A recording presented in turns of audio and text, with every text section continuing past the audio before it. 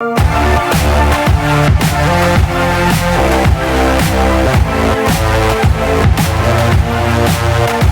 up, guys? Drew here with another one. We got us our special guest today, the first guest that we're gonna bring on the show. We got our man First in the building, you already know what it is. and Arnold. so today we're just gonna do things a little bit different. So since we got us a special guest on here, we're gonna, usually we'll talk about personal development, spiritual growth, and current events. So today we're just gonna have a conversation. It's let's talk. So without further ado, we're gonna get the show on the road.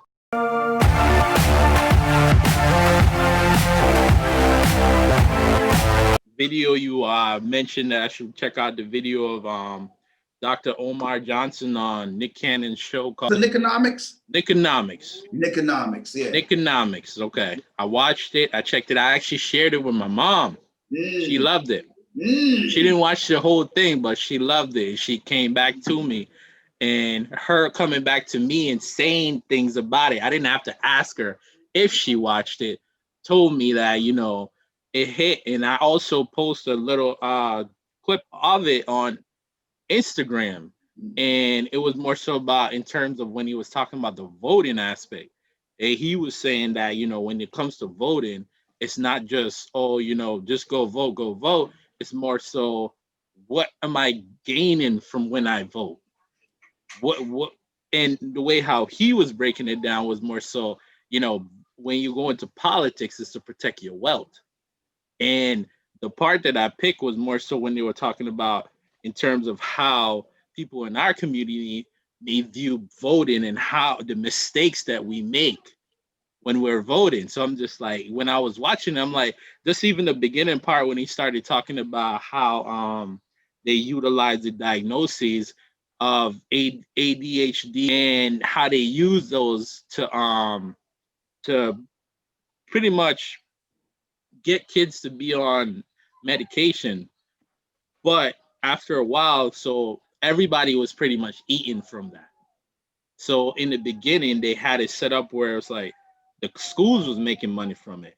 But once the schools stopped making money from it, they no longer wanted to focus on that because they weren't getting no money from it. So now it's back to the people that are given the diagnoses, and those people are in cahoots with the people that are in the drug market. But dude, all in all, bro, like I would recommend that video to anybody, bro. It's just like it's a lot for you to you'll learn about more than what you would think you were gonna learn.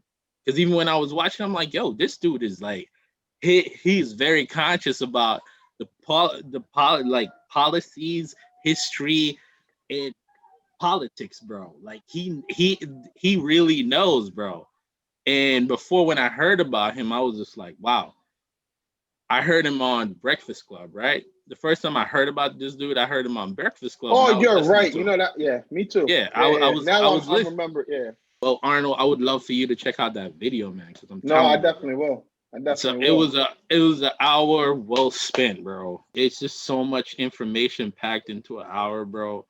And in terms of all the stuff that he's doing for not just it's not just about with him. It's not just okay, getting a black this or a black representative or a black that. It's more so about black power in itself. And for him, I feel like he views power in a different aspect. It's not in terms of the politician, because right now we have black people that are in power and they're not really necessarily doing much for the black community, right? So that's all I have to say about that, man. And I definitely recommend it. I'm gonna put the link in the description below so you guys can check it out. All right, bet. So interested. So it's interested that the reaction that you got from it was what you got from it, right?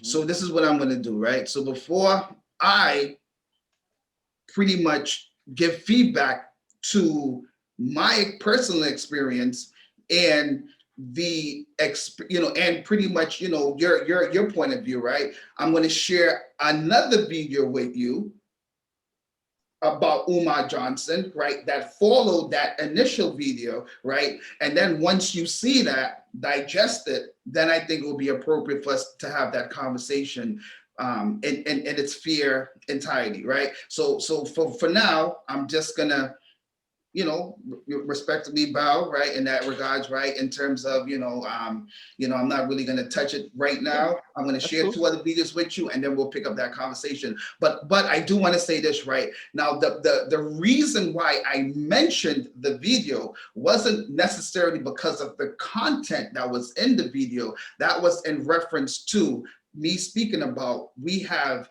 Black platforms, right? And that particular, the Nickonomics one, what happened to be one in particular that I referenced that day, but the reference was more so specific to the lack of, when we have all, we talk about unity building, right? And in terms of individuals, so you have these individual platforms that one of the messaging that they talk about is unity building, but yet still on their platform, they don't talk about these other platforms, which then will symbolize unity. And then even more specifically, what I was talking about was the NFAC in regards to, what they did coming off the heel, what happened in Louisville. So the context more so was because there was some points in the interview where they spoke of it in a context as far as, well, who's doing it, who's essentially is there, who's trying to make a difference. And I think, the messaging, it matters, because now if just by saying that would then suggest you don't have an organization like the NFAC, you don't have an organization like the New Black Pianists, and so forth, etc. Right? And there's so many of them. So then I have to then ask myself something that you talk about all the time, which is then the ego. Why are we allowing our ego to take control of something that is actually going to be beneficial for liberating us as a people? So it's interesting that, again, that reaction that came from it, because, and it's fairness, right? I do think it's fair, so I could share some other stuff with you, and then we could chop it up from there, right? Okay. But yeah, so just for the record, that's more so what I was talking about. So it's not really the video per se, but it was more so the lack of. Mm-hmm. And it's interesting you said about the Black Panther Party, right? With him, he was also talking about the fact that back then there was multiple different type of groups that are along the same agenda. It was like he said maybe 200, well, 100 plus. We'll just put 100 plus. And when it's 100 plus, it's different versus, okay, we know it's C that we have to worry about. It's not like you have the NFAC, you have this, you have that, you have that. It's a lot to combat with. Now it's like, okay, we could easily take that out or stop that movement. And or, like they like to do, we'll take it and paint it in a picture, put a picture around it, and then everybody will make their own depiction about it and be like, okay, you know what, it's negative, or it's just this, or it's just particular towards one, Facts. At the end of the day, we're working towards getting to a solution. Facts. And we already seen that the way how things are set up, there is things that are going to try to block that. So whatever the solution we come up with, we got to understand that there is going to be things that are set in place to block that solution, because until once that solution get in the limelight, they're either going to try to paint it in a certain way, and they're going to do that. We've seen it many a time. So what I mean. So either way, send me that video and I'll check out all of that, and then we'll go back to it.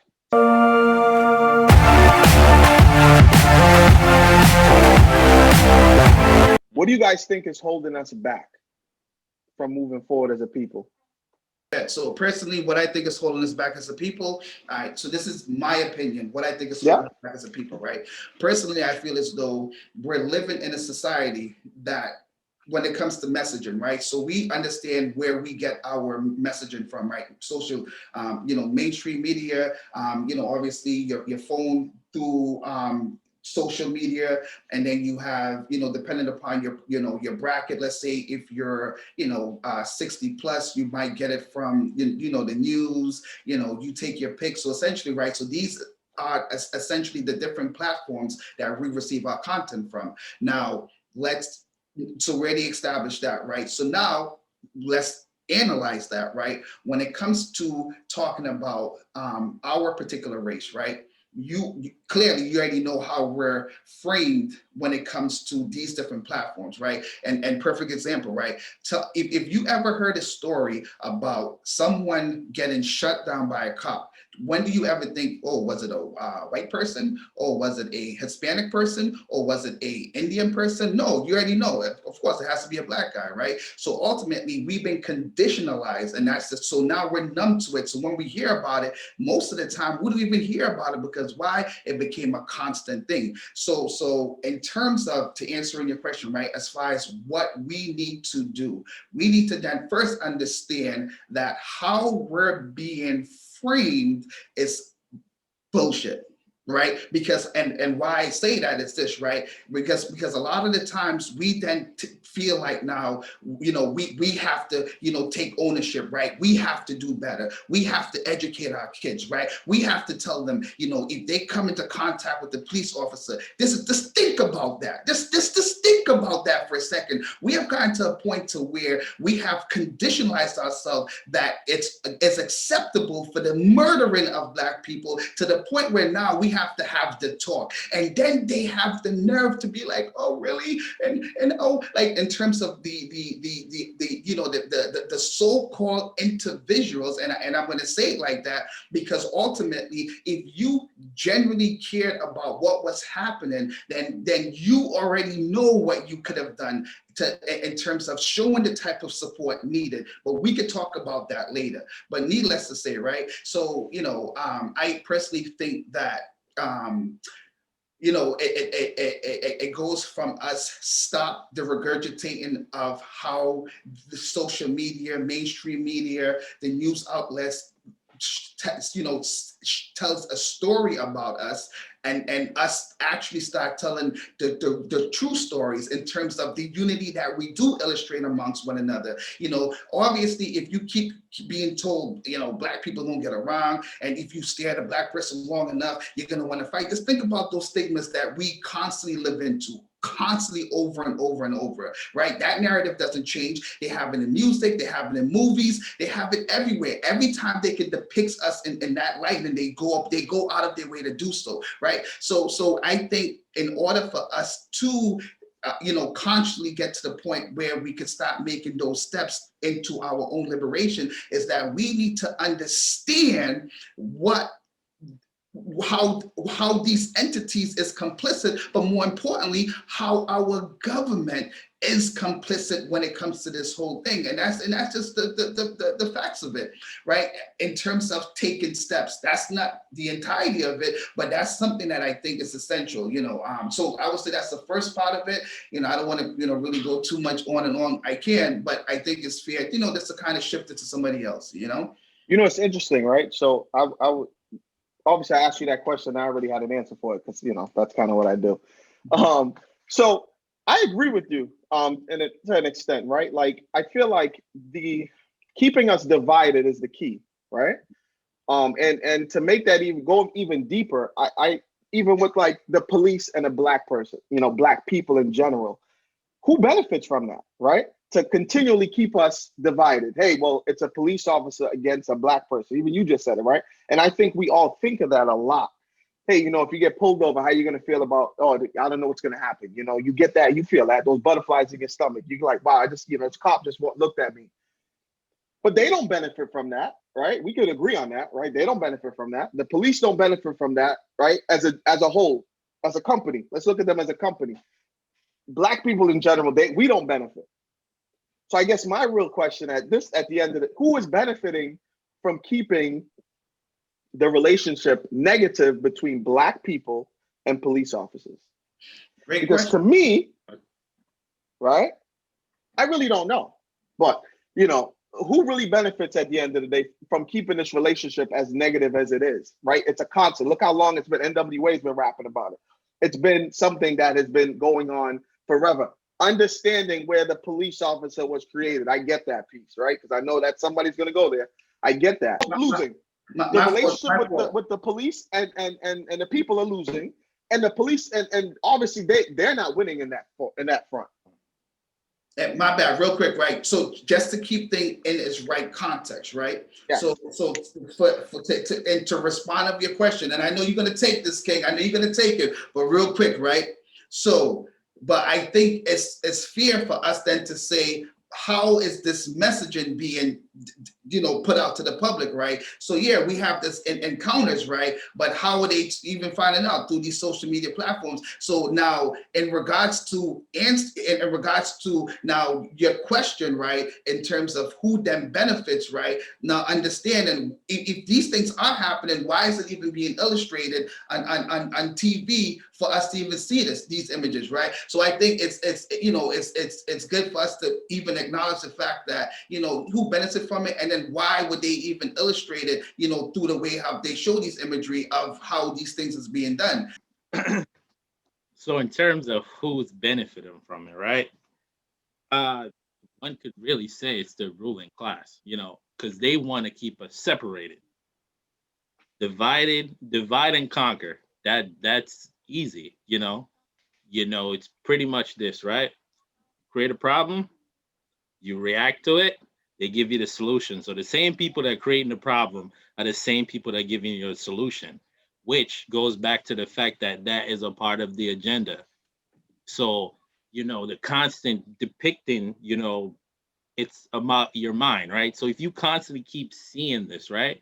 You keep seeing the same thing over and over. After a while, you could just like he said, you could just hear the news. You don't even have to ask her who it is. You already know what it is because it's on the news. So the news is constantly pushing out that, and also it's painting the image of how a certain group of people are, right?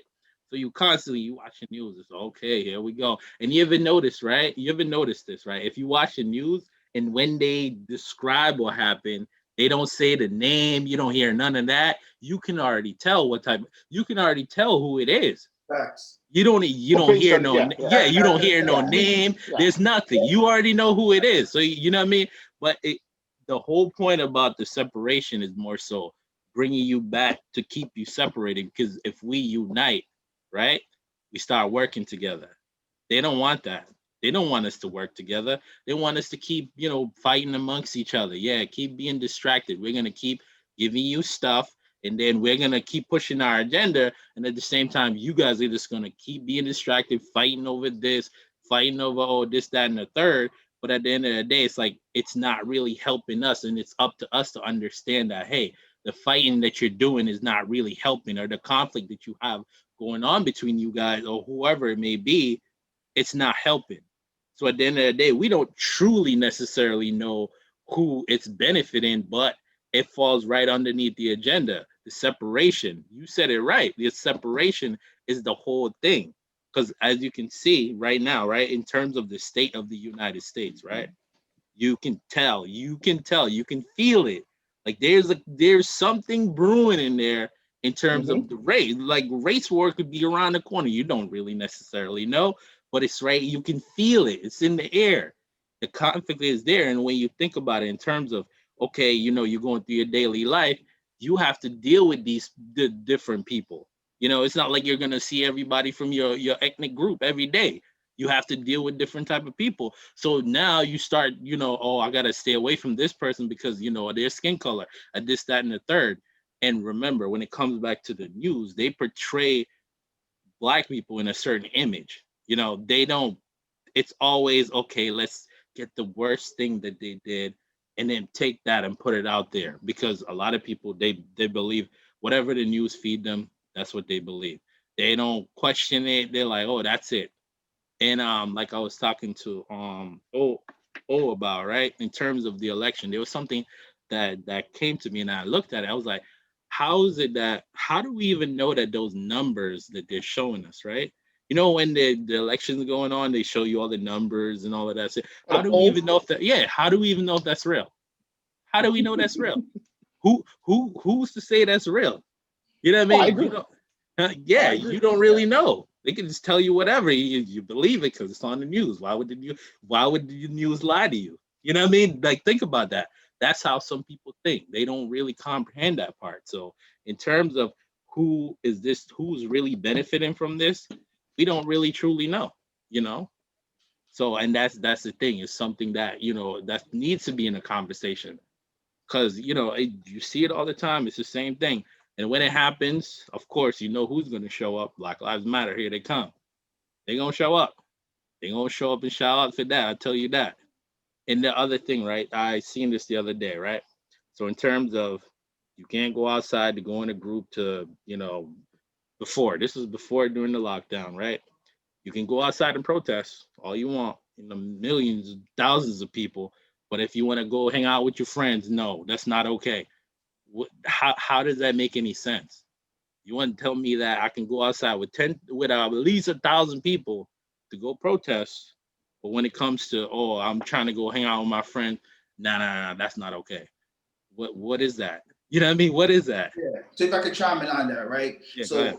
so it goes to the 5 pillars, right? But we'll go to the very last thing under 5 pillars, which is control, right? So even thinking about what you just said, right? So now they're giving you 2 options for you to pick from, as if that's the only option. You see, so now they have your bind, they have your commitment. So at the end of the day, now it's either you're going to be in this side, you're going to be in this side. Well, hold up, who's to say I even want to participate in any of this? So now when you have a situation to where where now it's going to be shown through not now the system created, like you said, the problem, but now it's going to be framed from, you have the 2 opposite sides arguing out, because all you got to do is put a spark in the air, and then people run with it, right? So and that goes back to then emotion, right? Because we're so much of emotional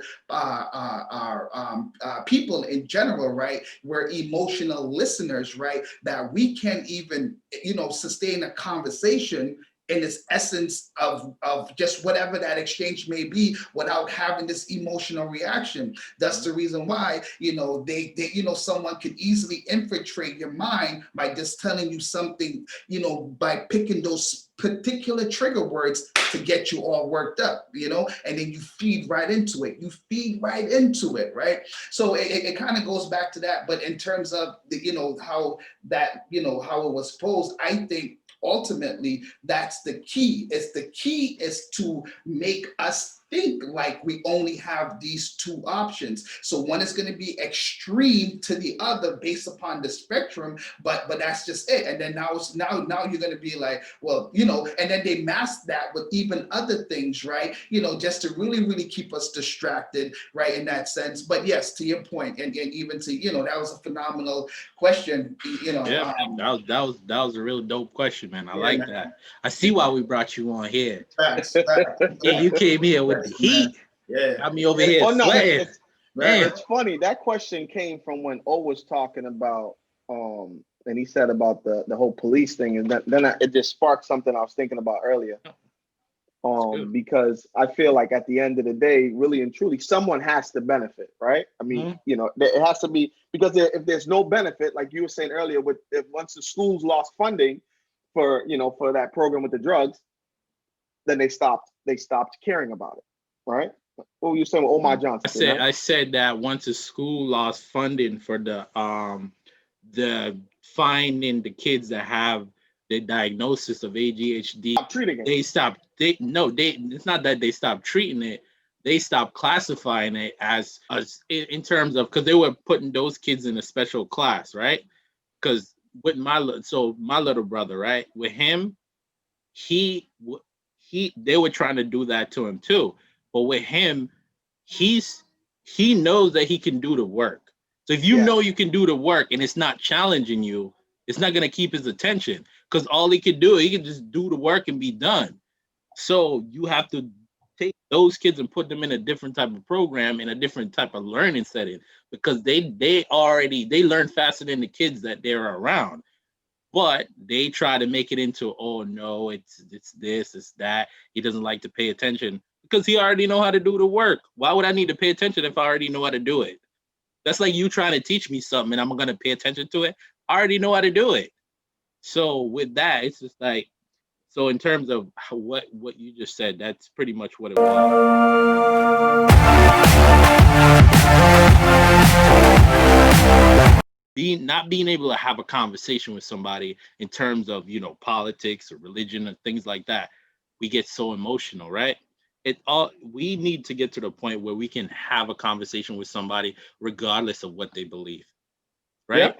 Yeah, we need to get to that point. And it's like, how do you really get to that point where, I can have a conversation with you regardless of what you believe. Yes, you can bring your points, bring your facts, because I like facts. Because facts are true. You know what I mean? Bring your point. Show me, because I'm not gonna bring my emotion to conversation, because that's not helping nobody. Because we're gonna get upset, we're gonna argue, and then next thing you know, we ain't talking no more because of a conversation that we had, and that's what they want. You're gonna argue. Funny, I feel like that's all we're taught to do, is to be on one side or the other, right? It's like you're in school. Are you part of this class or that class? You're on debate team. You're on the basketball team. You're on one team or the other. Every aspect of life is choosing a side, and then you have to pick that side, and you have to go full 100%, 1,000% on that side, which is crazy.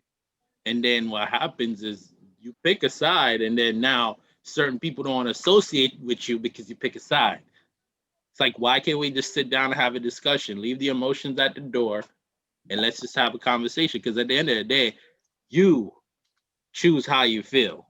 I don't care what you say, but you choose how you feel in every situation. Point blank, period.